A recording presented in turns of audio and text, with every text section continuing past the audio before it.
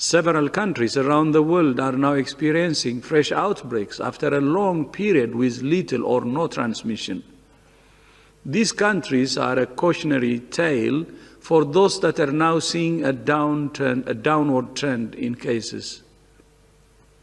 Progress does not mean victory.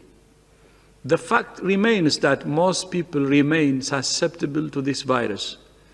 That's why it's vital that countries are able to quickly identify and prevent clusters, to prevent community transmission and the possibility of new restrictions. No country can just ride this out until we have a vaccine.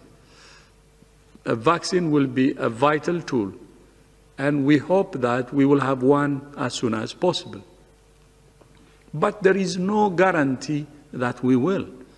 And even if we do have a vaccine, it won't end the pandemic on its own. We must all learn to control and manage this virus using the tools we have now, and to make the adjustments to our daily lives that are needed to keep ourselves and each other safe.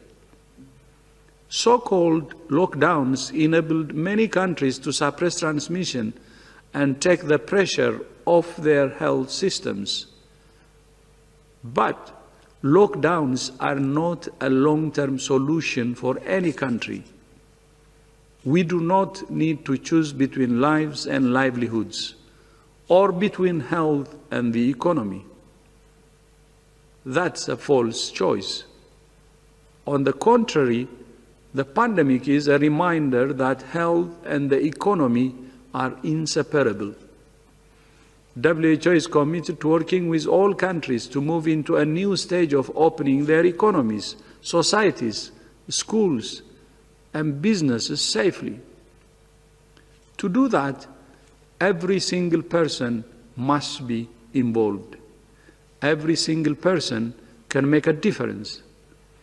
Every person, family, community, and nation must make their own decisions based on the level of risk where they live.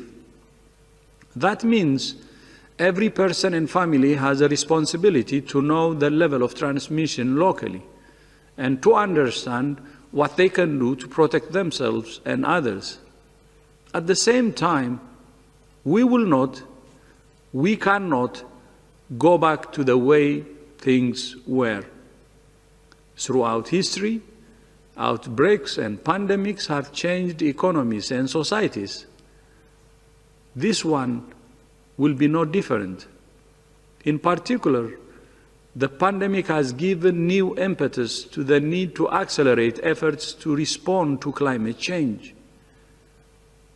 The pandemic has given us a glimpse of our world as it could be: cleaner skies and rivers,